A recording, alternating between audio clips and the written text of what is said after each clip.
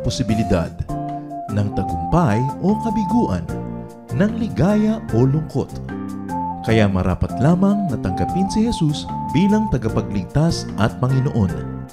At matapos yun ay panariwain ang katapatan at paglapit sa Kanya bawat araw o day by day. Ang day by day ay naglalayong umalalay sa pang-araw-araw na pamumuhay. Narito po si Kuya Ed Lapis sa mensaheng pinamagatang Open Up to People.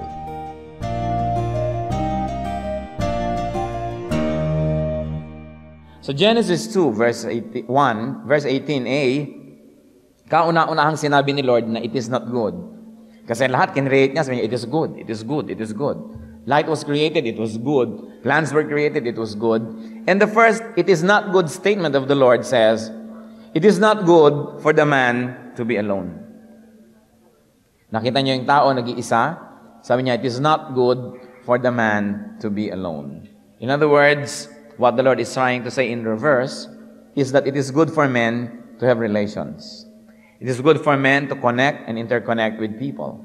God has designed man to socialize, to relate to and with fellow men, to give and receive from people, to be open, in fact.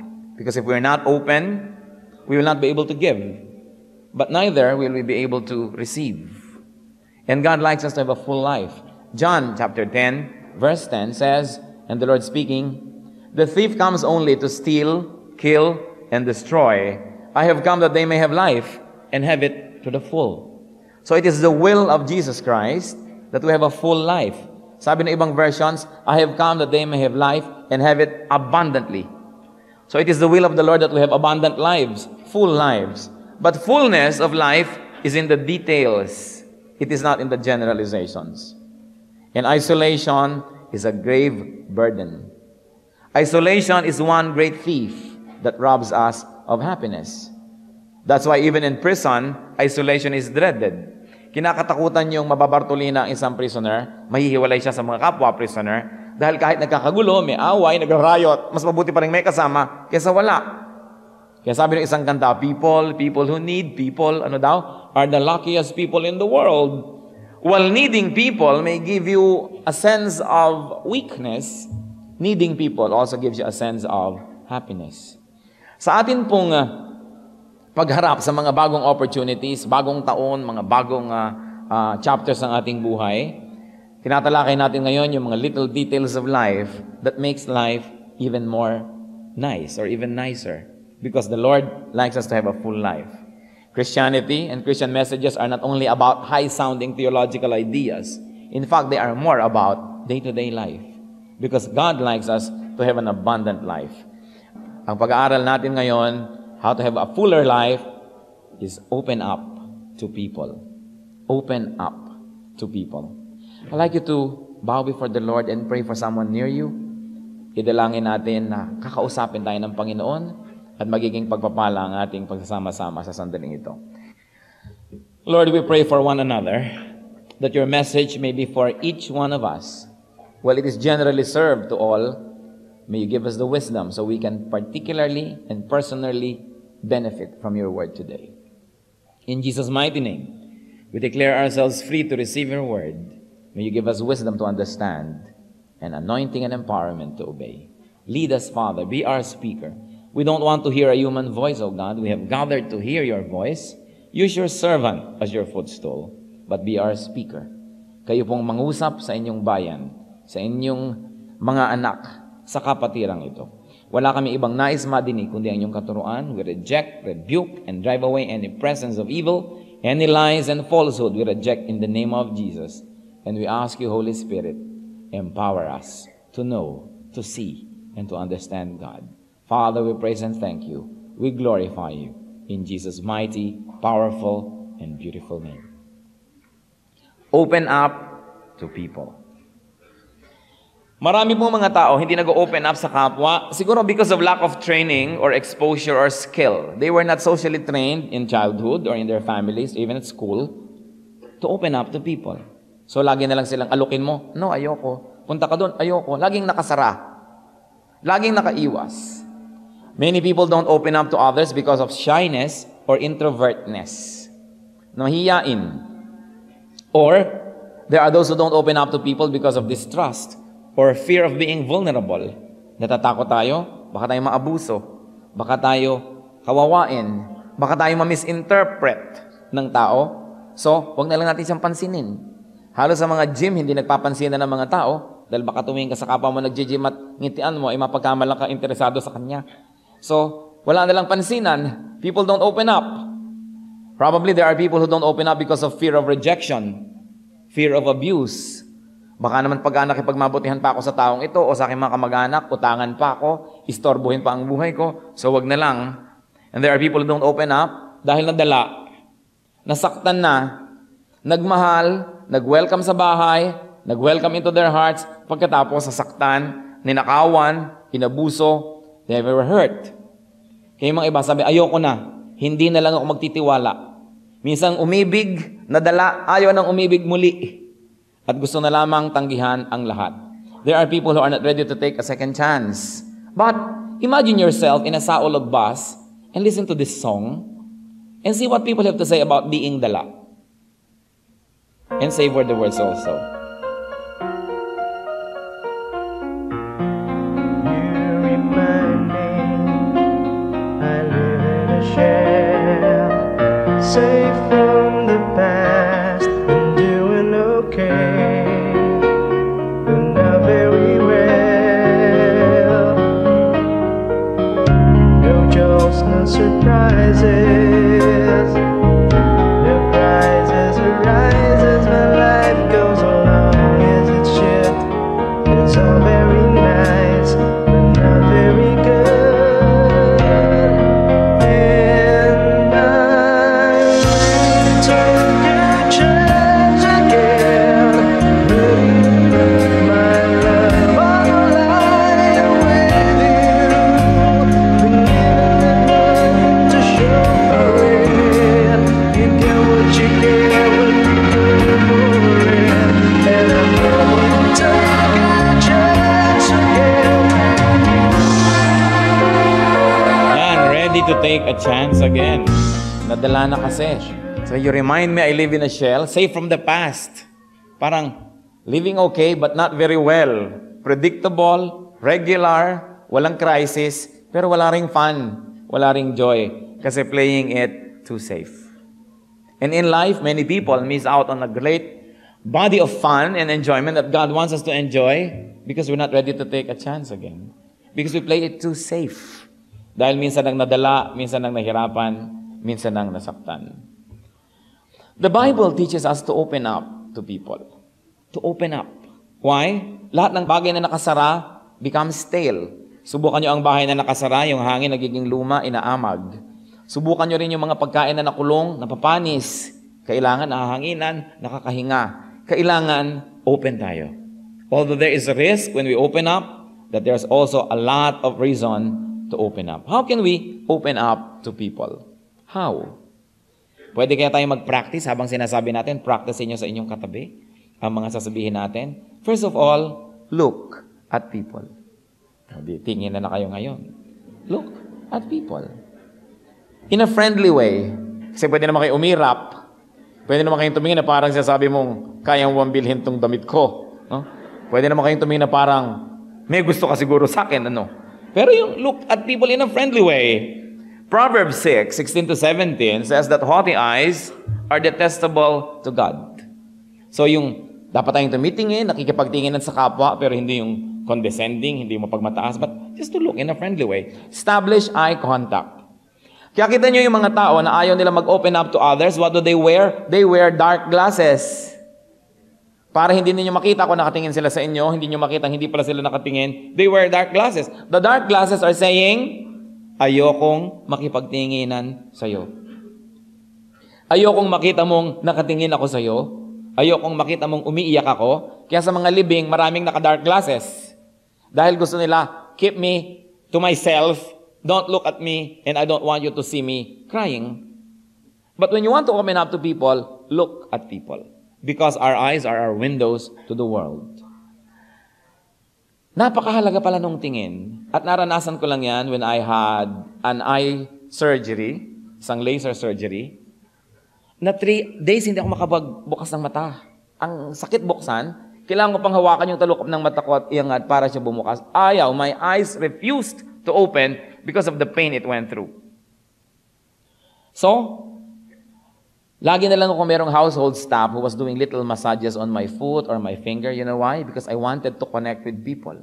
Kasi pala, pag wala ka nakikita at ang tagal-tagal, you feel so disconnected. That's why we should touch the blind. Kasi kahit malayo ang isang tao, tingnan ko lang kayo, tingnan nyo ko, nakita yung mata natin, nagkaintindihan tayo. Kahit anong message pa nga yun, nagkaintindihan na tayo eh. Minsan meron kayong taong pinag-uusapan lagi, pumasok sa kwarto, nung nagtingin lang kayo ng kausap mo lagi, nagkaintindihan na kayo. Because you connect with your eyes. You connect. So when you want to connect with people, look at people. Another way to open up to people is to smile. So practice ulit. Hindi naman laugh, smile lang. May sound pa ang smile eh. Smile, or if you already are smiling, smile more often. You cannot always be happy, but you can be cheerful. Sometimes we become very selfish. We carry the world on our shoulder. We wear our hearts on our sleeves. Tapos may problema tayo, kitang-kita sa mukha natin, not knowing that we also have a ministry of comfort. That we can comfort people just by smiling at them. Masyado tayo kumisan obsessed sa nararamdaman natin sa ating mood, na nadadama yung iba, nalilimutan natin, may pananagutan din tayo na pasayahin ang ating kapwa. Nabinigyan tayo ng Diyos ng mukha para ingiti sa kapwa, para kung may mabigat man siyang nararamdaman o problema, nakatulong tayo sa kanya without even saying a word. Just a smile. In fact, I have read about one person na nagsabi, ito sa West, no? Sa Western Hemisphere nangyari. Magpapakamatay siya nung araw na yon, tatalon siya kung saan, pero sabi niya, may isa lang ngumiti sa akin na makasalubong ko, hindi ako magpapakamatay. Buti na lang may ngumiti. Hindi tuloy siya nagpakamatay. At kung kayo yung ngumiti na yon, can you imagine what kind of ministration you were able to give to people? Eh kung kayo yung kasalubong ng magpapakamatay, nung makita nyo, inirapan nyo pa. Baka nadali, isinama pa siguro kayo. Kaya mahalaga yung ministry of smiling because you advertise your openness. But people who don't want to be bothered, people who don't want to be disturbed, they don't smile because it might encourage people to come near them. So para tayong merong fortress mentality. Many people, ang buhay parang fortress. Parang may mga kanyon, may mga matataas na pader, huwag kang lalapit, babariling kita, nakasana aking pader, ayoko sa'yo, leave me alone. And these people, yan yung mga kumakanta ng, it's so very nice but not very good. No jolts, no surprises, no crisis arises in my life. Pero wala ring fun. Because the greatest difficulties can come from people, but the greatest fun and enjoyment can also come from people. The same heat that melts the wax hardens the clay. So the same people that can bother us are also the same people who can help us. The same people that can bring unhappiness to you sometimes are the same people that can bring you happiness. What else do we do to open up to people? Greet people. Greeting is a very biblical tradition. In fact, sa Bible, napakahaba ng mga greetings. Kaya sinabi ni Lord, just to underline the urgency of the gospel, sabi niya sa mga missionary niyang ipinadala, greet no one on the way dahil nagmamadali kayo. It doesn't mean snub everybody on the way, but the traditional greeting of Israel is so long. Kumusta ka? Mabuti. Ikaw, mabuti. Ang nanay mo, mabuti. Ang nanay mo, okay naman. Ang tatay mo, kumusta? Okay. Ikaw, ang tatay mo, ganun hanggang mga kapinsan-pinsanan kasama sa kumustahan. Kaya sabi ni Lord, greet no one on the way. It means, forget the formalities and get straight to the point. We are surrounded by a very rich tradition of greeting in Scripture and even in our own culture. Nagingitian tayo. Nag-uusap. Kahit walang ngiti, kumikindat. It's a greeting. We have many ways to greet people. Kaya nga tinuturo sa atin to greet not only our brethren, not only our relatives, hindi lang yung mga mahal natin at sa buhay at mga polite at kaibigan, kundi pati yung mga kabaligtaran nun. Sabi sa Matthew 5:47, sabi ni Lord, and if you greet only your brothers, what are you doing more than others? Do not even pagans do that? So in other words, you should greet not only your brothers, but even your enemies. That you greet people. It is a ministry. It is not just something dependent on your feeling or mood. Ministry natin yon sa iba. And there's another way to open up to people, brothers and sisters. Touch people. Siyempre naman, if the social context is right, And if the person permits it, before you begin touching everybody, kailangan merong social contract that it is allowed, that it is done in good taste, that you touch people warmly and decently. Sabi nga nung isang kanta na umuso yata noong 1950s, touch my hair as you pass my chair. Little things mean a lot. Yung mga maliliit na mga gestures that can mean so much. Kung minsan sa mga namatayan, hindi mo malaman kung anong script mo sa namatayan, narong sabihin mong, parang natutulog lang siya. Samantalang nakabarong Tagalog, may natutulog bang may bulak sa ilong? Pero wala ka kasing masabi, parang natutulog lang siya. Kahit hindi naman totoo, may natutulog bang nakagown? O kaya, naku, ganito, ganyan. Paano namatay? Sawang-sawa na yung namatayan ka. Kukwento sa bawat dumarating kung paano namatay. Kung pwede lang may tape recording, ito, replay, check. Makikinig ka na lang kung paano namatay. Kasi mamaya may darating uli, paano namatay? Ulit na naman yung namatayan. Alam niyo, mas mabuti pa kung wala tayong masabing matino, just a little touch. It says so much. It conveys your feelings. It conveys your condolences more than idle words can ever do. And you know, the Lord Himself touched people a lot. Kahit nga patay, hinipo niya against the law of Israel. At yung hinipo niya na buhay because it is important to touch. Matthew 14:35-36. And when the men of that place recognized Jesus, they sent word to all the surrounding country. People brought all the sick to Him and begged Him to let the sick just touch the edge of His cloak. And all who touched Him were healed. You know why? It was true in Jesus in the highest form that those that touched Him got healed. But you know, really, it is true because touch heals. Nakakapagpagaling ang touch. People who have wronged you, instead of saying, pinapatawad na kita, hawakan niyo lang konti sa shoulder, konting pisil, konting touch. It says volumes upon volumes of good words. Touch heals. Something that we should relearn to do. Because of the impersonal corporate culture that is engulfing us, nawawala sa atin yung ganong mga bagay. We Filipinos are a touching people. Pansinin nyo, kumusta ka? Touch tayo ng konti. We always touch. That's why according to the surveys of very respectable magazines, international magazines, Filipinos are the happiest people in Asia. Pero yan naman dahil sa Asia lang ginawa yung survey. Mga kung sa world, I will believe that we are the happiest people in the world. Kasi lahat ng sinabi ko, yung smile, yung greet, yung touch, tayo lahat yon. We always extend to people and we allow people to extend themselves to us. And it is God's design that people's lives should extend into other people's lives and the lives of others should extend into ours. Ganyan tayo. We are weavers. We weave into relationships. Mahilig tayo makirelate. And because we Filipinos, sa atin ang pinaka-sacred na relationship ay yung family relationship. Nanay, tatay, kuya, ate, kapatid. That's why, lahat ng kakilala natin na gusto nating papasukin sa ating mundo o gusto nating pasukin yung mundo nila, we treat them and give them titles that belong to family. Kaya kahit tindera sa palengke, tiya, magkano po itong talong? O yung gusto mong kargador, manong, pakibuhat na ho ito. And everybody's your tita and tito. And everybody's your kuya and ate because we extend the family relation which is sacred to us to people. Napaka-open natin. We are probably the most open, socially open people on earth. Lahat welcome into our world. Kaya lahat naman welcome to our shore. Lahat na lang, kati imported goods, everybody welcome. Tayo naman nakikibuhay na sa buhay ng lahat, nakakalat ang Pilipino sa lahat ng bayan sa mundo. We are extending more than anybody else.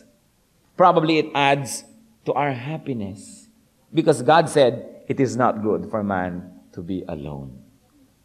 Kaya pinakamaraming rates of suicide, dun sa mga kabaligtaran natin ng culture. For instance, ang pinakakabaligtaran natin dito sa Asia, siguro Japan. Kasi sa Japan, ang art nila, yung walang kalaman-laman, art yun. Tayo naman, punuin yung dingding na yan, kalendaryo, mga diaryong ginupit, diploma, litrato, nandyan lahat, payong, kasabit lahat, no? Walis. Ang dingding ng Hapon, walang laman. Sa kanya yun ang art. Kabaligtaran natin, sila walang kakibo-kibo. Kaya marami mga Pilipina nagdurusa ang asaway Hapon kasi hindi karinyoso. Mahal ka, no doubt. Pero hindi sinasabi. Hindi ka ng Pilipino, pabulong-bulong pa. No? May pulburon pa yung bulong nun. I love you. Yung pala marami rin sinasabihan kasi mapagmahal. Pero punong-puno. 2 years ago, kasi hindi pa lumalabas yung survey last year, 32,000 people committed suicide in Japan. 32,000 people, ilan yon? 4 na punong-punong folk arts theater.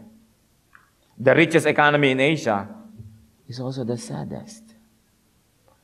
I visited one of my Japanese friends, and it is seldom that the Japanese will welcome you into their home. Nakarating ako hanggang kakwarto-kwartuhan niya, 3 ang alarm clock. Sabi ko, bakit 3 alarm clock mo? Para yung isa pang hindi nag-work, may isa pa. Yung isa pang hindi nag-work, may isa pa. Dahil ayoko mahuli sa trabaho. Talagang sobrang silang efficient to the point para ng machine. No? Nawawala na ng fun. Sino ang mayroong highest rate of suicide in Europe? Switzerland. The most stable economy there. Switzerland is the highest rate of suicide. Sa Asia, ang mga second runner-up at third runner-up ng Japan, Singapore, Hong Kong. Yung mga very highly developed, highly impersonal na yung culture kasi sobrang efficient. No? Napaka-efficient kasi naging parang makina yung mga tao. There's very little touching and interweaving into people's lives. Hindi katulad sa Pilipinas, pwede pang mangyari yung nakasakay ka sa kalesa, binangga ka, nakaladkad ka ng tricycle, nahulog ka sa tulay, sumute ka sa bangkang dumadaan sa ilalim. Yung sa atin lang nangyayari yung ganyan mga bagay. No? Parang disastrous, pero nakakatawa rin. Maraming area for fun. And we touch people. Touch heals. It is important. Ano pa? How else do we open up to people? Be present. Be present at socials. Be present at events where socialization is possible. If you look at the Lord as a social model, halos walang pinalampas na imbitasyon. Nandun siya sa lahat ng dinner, nandun siya sa lahat ng mga kasalan. In fact, the first miracle of the Lord is in a wedding feast. Nandun siya sa lahat ng mga lamayan. Pag may patay, nandun siya. Pag may inililibing, nandun siya. Merong may sakit, nandun siya lagi. Interweaving his life with people. Kaya nga naparatangan siya, friend of sinners. Mahilig pumunta rito, kumain dito. Natawag pa siyang glutton. Masyado daw matakaw. Because he was going to every dinner available. You know why? Because he was reaching out to people. We should be present at socials. Hindi lagi kang nakaiwas ng nakaiwas, especially kung medyo maayos-ayos na yung buhay mo, iwas ka ng iwas sa iba dahil baka utangan ka, baka hindi ka magkaroon ng kapayapaan. The Lord socialized a lot and set for us a very good example. In fact, Nicodemus even presented himself before the Lord. Those who were blessed were there socially. They were available to see and to hear. What else do you do, brothers and sisters, to open up to people? Invite people. Invite people into your time, into your space. Hindi yung parang fortress ang iyong buhay. Luke 24:28 to 29. As they approached the village to which they were going, Jesus acted as if he were going farther. But they urged him strongly, "Stay with us, for it is nearly evening. The day is almost over." So he went in to stay with them. So yung kasama niyang naglalakbay, dumating na sa pupuntahan nila, si Lord naman lalampas pa. You know, this is Oriental ethics. You don't want to impose on people. So you make a gesture na talampas ka pa talaga para kapilit-pilitin magstay at pinilit nila na magstay. And because they opened their house to the Lord and because they did not know that He was the Lord, they opened up themselves to Him, nakakita sila ng isang bagay na di nakita ng iba. Nagpakilala sa kanila ang Panginoon. Merong isang babaeng balo na nagluluto siya ng konting pagkain at pagkakain nilang mag-ina, mamamatay na lang sila dahil merong salot, merong taggutom sa buong land. Dumating yung prophet, pinakain niya, ipinakain pa niya yung kakainin nila mag-ina. Anong nangyari? Yung kanyang banga, bubuksan niya, meron na namang laman, nakapagluto uli siya ng harina, nakapagtinapay, at hanggang yung salot na yon was there in the land, hindi naubos ang laman ng jar because she opened her life to the man of God. Meron pa isang mayamang babae. May dumadaang prophet lagi sa kanilang bayan. Sabi niya sa kanyang asawa, ba't di tayo maglagay ng extension? Maglagay tayong upper room, lagyan natin ng furnishing, para yung man of God na yan, pag narito, dito na lang siya magstay. So, ginawa nila yon. Nagtira sa kanila tuwing nandun sa lugar na yon, yung propeta. At itong babaeng ito, na hindi magkaanak, ay nagkaroon ng anak. In fact, namatay naman yung anak na yun later, dinala na naman niya yung prophet, sinundo, ipinatawag, at nagkaroon ng miracle, gumaling na naman. Miracles happen when we open up our lives to people. But of course, we must be wise as serpents, that you don't just open up to just anybody. But the reverse of it is you don't close your doors to just anyone you don't know. So kailangan pagpe-pray natin, sinusuri natin, humihingi tayo ng guidance from the Lord. But you invite and share a bit of yourself with people. Sa John 4:29, makikita natin yung babaeng Samaritana na sobra ang privacy niya sa buhay, sobra ang paglayo niya sa mga tao, na umiigib siya ng tubig, tanghaling tapat. Samantalang lahat ng babae umiigib bago sumikat ang araw o bago lumubog ang araw, yung hindi masyadong mainit. Tanghaling tapat siya umiigib. Maybe she was avoiding all the other women of the town. But when she met the Lord, she opened up. At sabi niya sa John 4:29, sa kanyang mga kababayan, pinuntahan niya yung mga taong iniiwasan niya, "Come, see a man who had told me everything I did. Could this be the Christ?" And because she opened up to people and she allowed people into her life and into her experiences, she was able to bring a whole village to the Lord. And the village asked the Lord to stay 3 days, and the Lord taught them, and there's no doubt that they heard about salvation. Just because somebody opened up, other people benefited. What else do we do to open up to people? Give. You give something of yourself. Don't be afraid to give. The secret of receiving is in giving. Why? Yung open lang ang nakakapagbigay, yung open lang ang tumatanggap. Pag yung kamay nyo nakasara dahil may konting blessing kayong hawak, ayaw nyong buksan dahil ayaw nyong lumabas yung blessing na yon, well, dahil saradong-sarado, hindi nga lumalabas, pero wala ring makapasok dahil nakasara. Kaya yung mga sinasabi ng mga feng shui, no, huy, lampas-lampasan naman ng mga pinto mo, ang mga blessing mo, lalabas. Ano, di pa pasok din. Lalabas, papasok. That is what life is all about. Papasok ang oxygen, lalabas ang carbon dioxide. Pagka pinigil mo yung hinga mo, subukan nyo nga, wag huminga hanggang matapos ang message na ito. Dahil nyo, sayang ang hininga ko, hindi ko ilalabas. Sayang, ayoko magbigay. But what happens also is you deny yourself the opportunity to receive. At ganyan ang nangyayari sa mga taong madadamot. Yung, ayoko makipagkaibigan sa inyo, baka nyo ako hingan. Pero dahil sa kawalan mo ng kaibigan, wala rin nagbibigay sa iyo. Ayokong paabala sa iyo, therefore wala ka rin maabala pag ikaw nangangailangan. Many people hold stale and old and spoiled blessings in their hands. Samantalang kung binuksan mo yon, ibinigay mo sa iba, your hand will be open and free and empty to receive fresh blessings. Hindi yung lagi ka na lang ayaw magbigay. Meron ka talaga, pero yun na lang yun, very limited. You never know the great opportunities that you are missing. So give something of yourself. Because unless you empty your hands and you give it to people, the Lord will not be able to give you new and fresh blessings because your hands are full. It has to be empty again. Para hindi ka pwedeng mag-inhale kung hindi ka muna nag-exhale dahil mapupuno ka na, sasabog ka nun. That's what life is all about. Receiving, giving. Inhaling, exhaling. Kaya di pat kahit mga damit, subukan nyo, basa, ilagay nyo sa loob ng isang nakasarang lalagyan. Mamaya, may amag na yan. Kasi hindi siya nakahinga. You are designed to give and to receive all the time. And that is what the circle of life is all about. Na may pumapasok, may lumalabas, may pumapasok, may lumalabas. Mahalaga to give. And you give time. You give resources. You give help. You give gifts. The Lord taught and exemplified this. In fact, sabi sa Proverbs 19:6, many carry favor with the ruler, and everyone is the friend of a man who gives gifts. Dapat marunong tayo magbigay ng mga gifts. It's a great act of friendship. Ano pa po ang gagawin natin to open up to people? Participate in people's lives. We have to participate. Participate in people's time and space and lives. Especially if they are family. Alam niyo, ang family is a very precious source of friendship that we neglect. Sino ang merong common memory sa inyo ng inyong childhood, kundi lang inyong mga kamag-anak? Lalong-lalo inyong mga kapatid. Kahit yung asawa nyo, wala naman siya doon nung kayo 5 years old, 6 years old, 7. And yet we neglect that our brothers and sisters are great sources of friendships.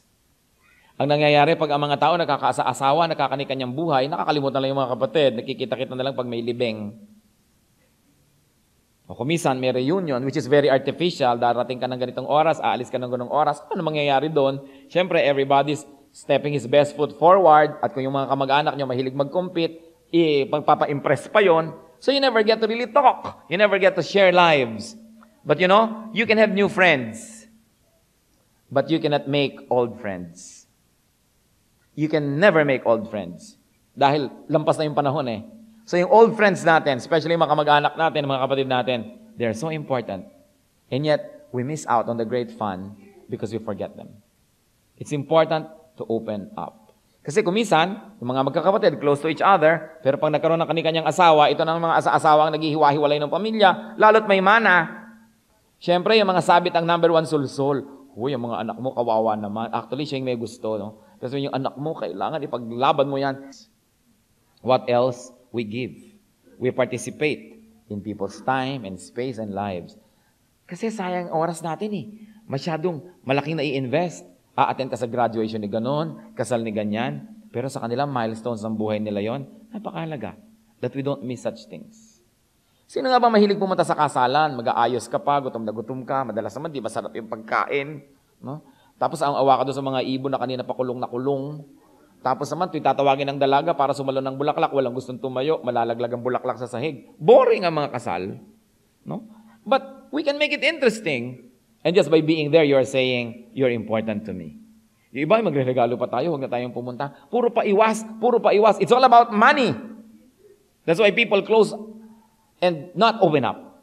But it's important na kahit man lang tulayong binigay ninyo isang card to be there, to share milestones in people's lives. And you know, this is one of the great challenges to people like me who's a pastor.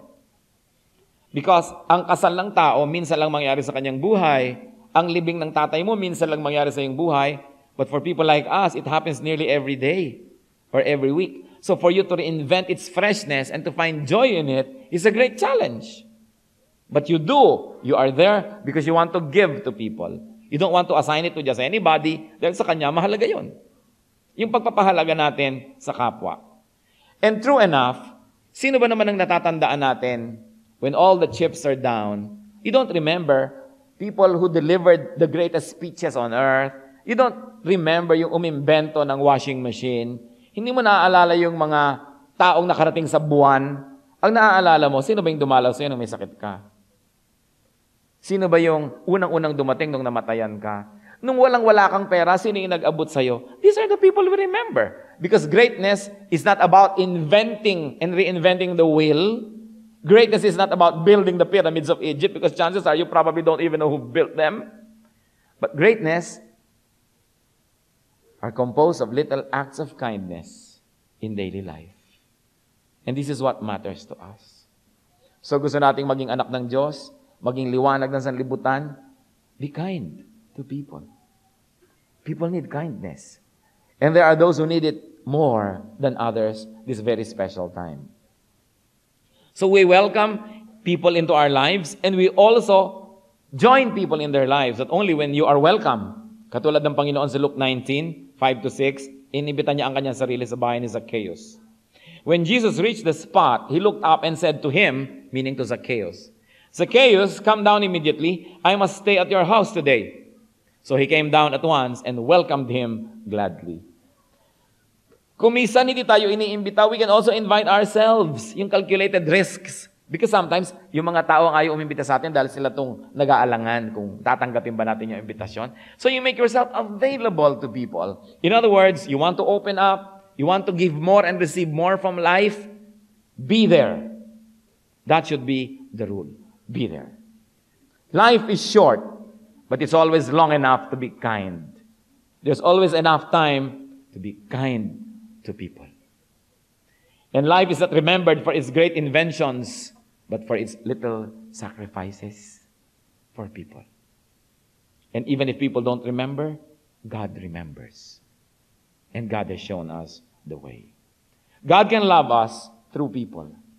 Ito ang isang katotohanan na madalas nating malimutan. Were you listening?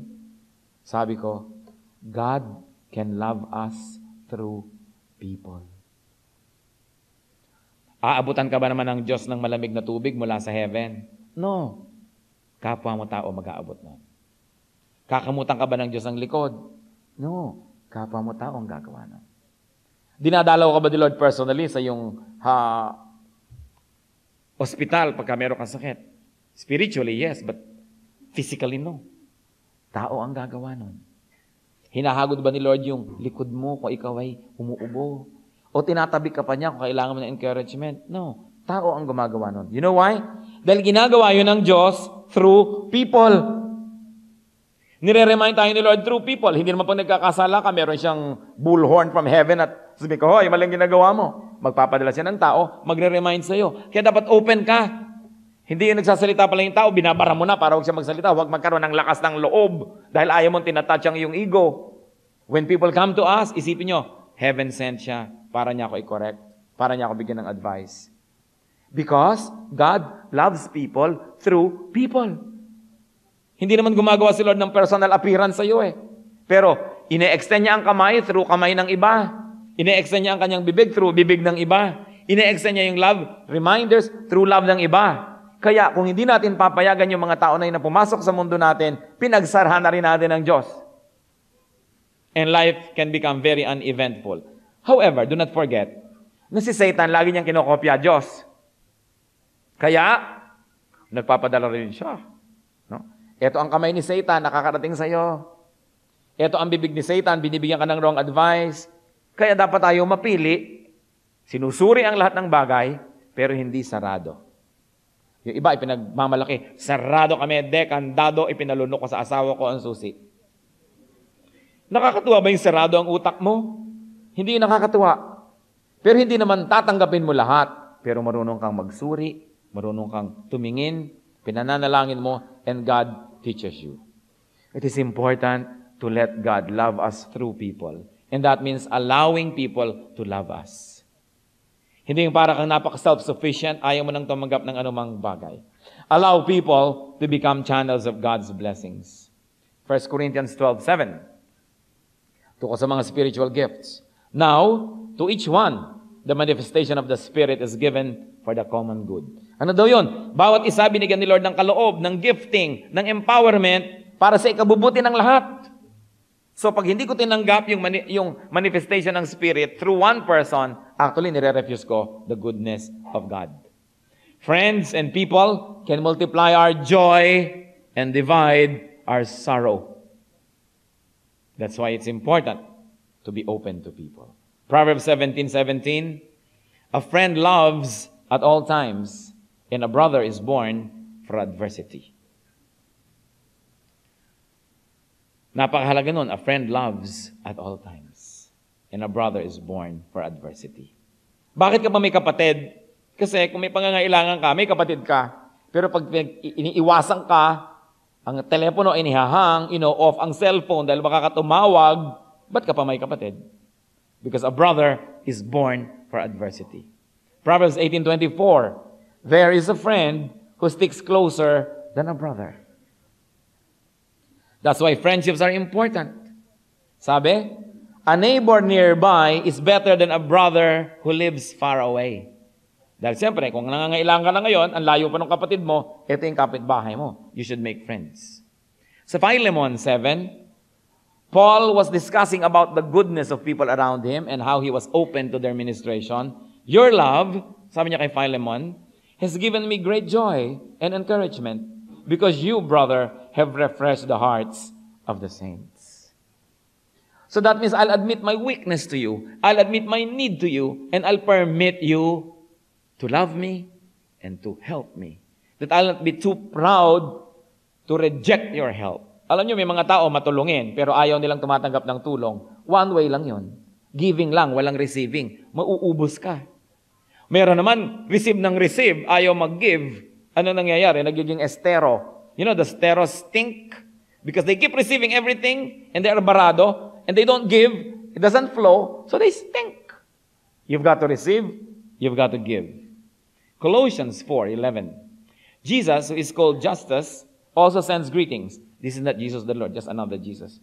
These are the only Jews among my fellow workers for the kingdom of God, and they have proved a comfort to me. Sabi ni Lord. So, need I say it more? You are an intelligent church. I'm sure we understand what we're trying to say. Open up and be happier. The Lord has shown the way. If you already are happy, then open up so that other people will be made happy by you. You don't think only of yourself. The Lord's people throughout the Bible have found that way and have also exemplified that way. May tanong ako lang, what can keep you from opening up? What makes you put up fortresses? Siguro nasaktan tayo nun, ayaw na natin masaktan muli. Hindi pwede mangyari yun. Sa buhay, meron tayong openness for happiness and openness for sadness. When people live together, some will smile and some will frown, but you need not mind them. You travel on as best as you can and take them as you find them. Ang hindi lang natatapakan ay yung patay na hindi gumagalaw. Habang gumagalaw, nangyayari, sinasadya man hindi, nakakatapak tayo, natatapakan tayo. Because that's what life is all about. Don't play it too safe that you no longer have a life, that you only exist. And if people have wronged us, nadalatuloy tayo, the only thing that can be done is to forgive. Forgive those that have wronged you. Forgive those who have hurt you. And if people have hurt you before, now ayaw mo nang makiconnect with people, do not punish others because of other people's deeds. And more importantly, do not punish yourself and deny yourself the happiness of human relations just because some other people in your life have committed mistakes. Be wise as serpents. Be discerning, but be open to people. At napapansin ninyo, no road is long with good company. Kahit ang haba ng biyahe, kung masarap ang mga kasama, enjoy. Parang maiksi. Pero kahit ang iksi ng biyahe, nag-iisa ka, humahaba ang biyahe. Enjoy friendships. Enjoy relationships. It's one of those gifts of God that many of us ignore. Sa 2 Samuel 1:26, si David talking about his friend Jonathan. Nung namatay si Jonathan, anong sabi ni David sa 2 Samuel 1:26? I grieve for you, Jonathan, my brother. You were very dear to me. Your love for me was wonderful, more wonderful than that of women. And of course, itong si David ay pagkarami-raming naging babae sa kanyang buhay at asawa. Pero sabi niya, ang pag-ibig mo sa akin, aking kaibigan, nicer, sweeter than the love of those many women.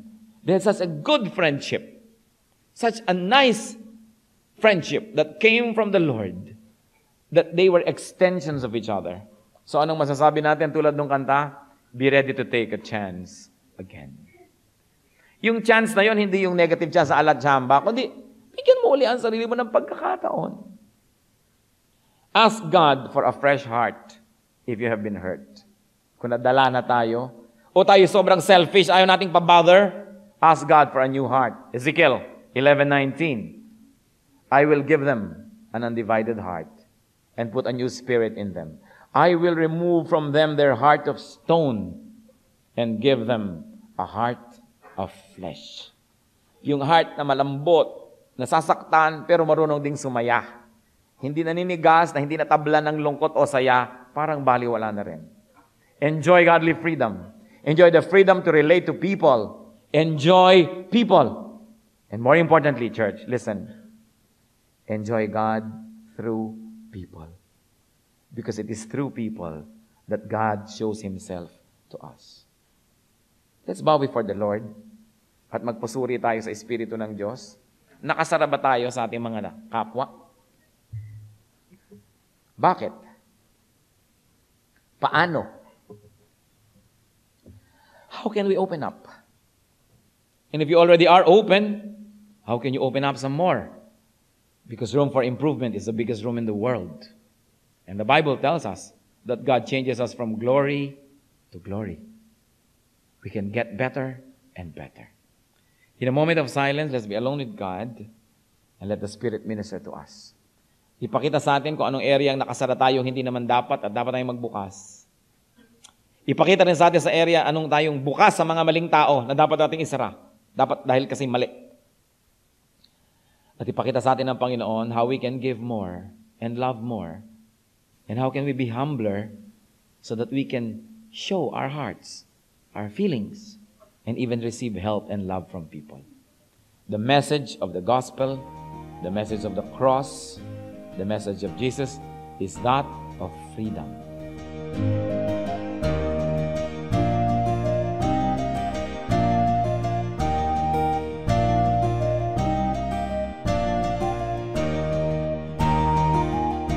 Ang katatapos pong mensahe ni Kuya Ed Lapiz ay pinamagatang Open Up to People.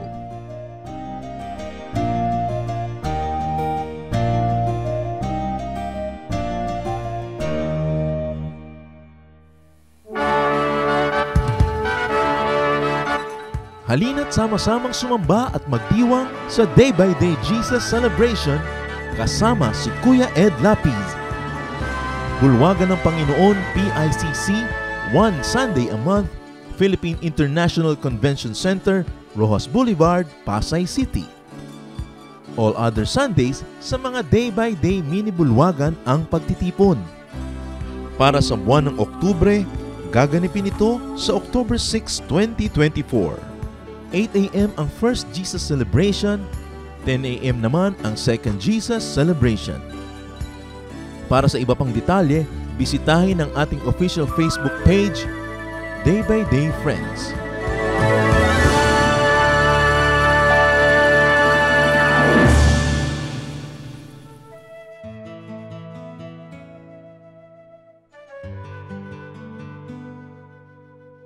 Bakit marami sa atin Kastila ang pangalan? Hindi komot no, Kastila ang apelyido ng Pilipino, Kastila siya o siya ay may lahing Kastila. Si Governor Claveria kasi ay nag-decree na ang mga Pilipino ay magkakaroon ng Spanish family names para madali sa record keeping, madali sa buhay ng mga namamahalang Kastila ang kanilang pamamahala. Kaya maraming mga Pilipino ay naobliga na magkaroon ng mga Spanish family names noong 1800s. At yan ay hanggang ngayon nagpatuloy pa. Konting-konting Pilipino na may Spanish family name ang talagang may dugong Kastila o lahing Kastila. Ngayon, sapagkat family name mo na Spanish, hindi mo na mapapalitan, makakabawi na lang siguro tayong mga Pilipino sa pag-reassert ng ating identity sa paggamit naman ng mga indigenous first names. Halimbawa, pwede natin gamitin yung mga pangalan na Luningning, Liwayway, Sitagumpay, Magiting, kung ano-anong mga indigenous names para mai-assert mo naman yung identity mo at hindi ka mukhang Meksikano, hindi ka mukhang Kastila dahil hindi naman talaga.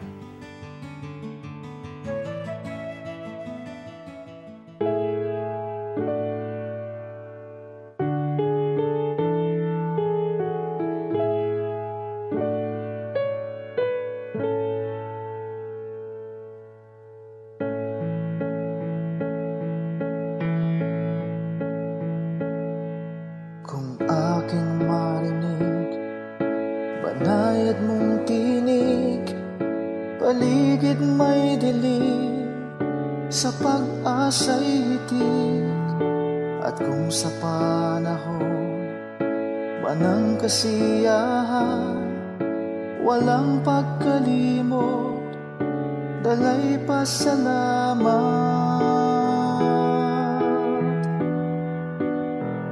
Alay ko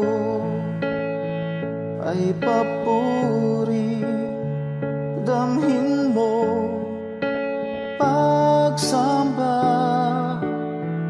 ang pag-ibig mo sa'kin walang hanggan.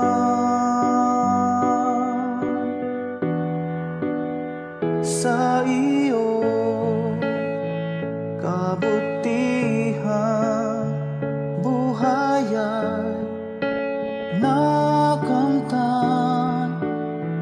Pupurihin ka magpakailan pa man, aking Diyos.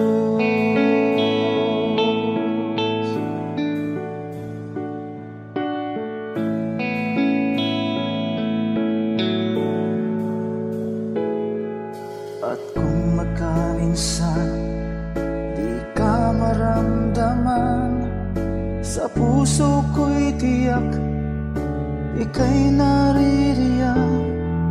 Kahit sa dulo man itong aking buhay, ika'y aking lakas, hindi mangangamba.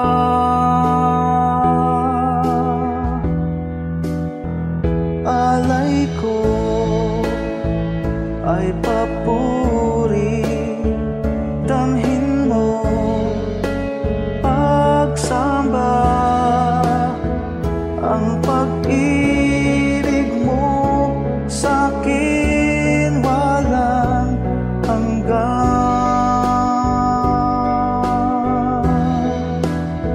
Sa iyong kabutihan,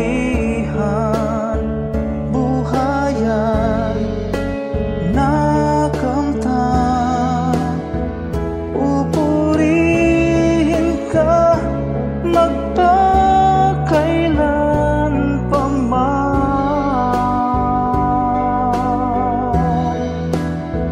Aking Diyos,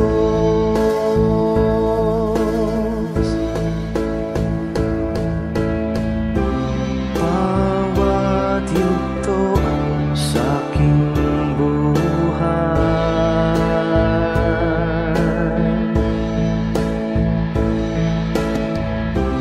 laging laan iyong gabay.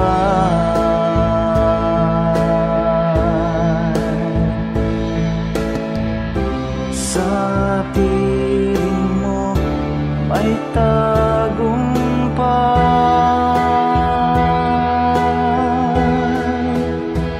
Alay ko ay papuri, damhin mo pagsamba, ang pag-ibig mo sa'kin walang hanggan.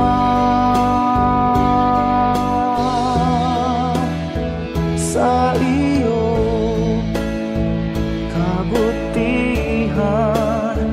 buhayan nakamtan,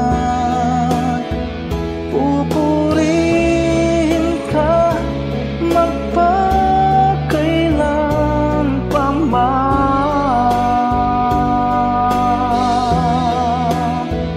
Alay ko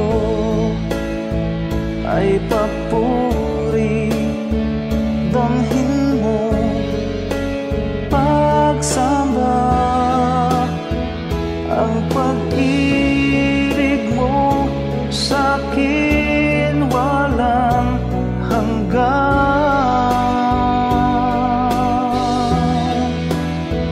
Sa iyong kabutihan, buhayan nakamtan, pupurihin ka magpakailan pa man.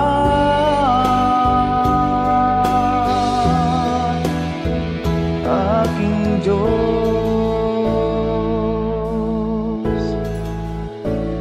aking Diyos,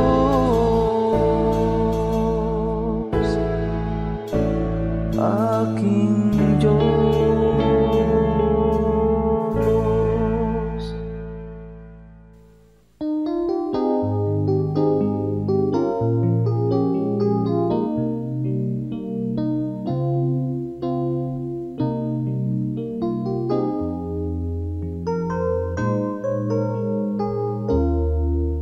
Nang ang buhay ko nooy laging nangangamba, ang pagluhay di ko kaya at walang patutuhan. O Jesus, nang ikaw nga ang makilala ko, ang lahat iyong pinanatag, ang lahat inayos mo. Kapayapaan na nagmumula sa'yo, naranasan ko.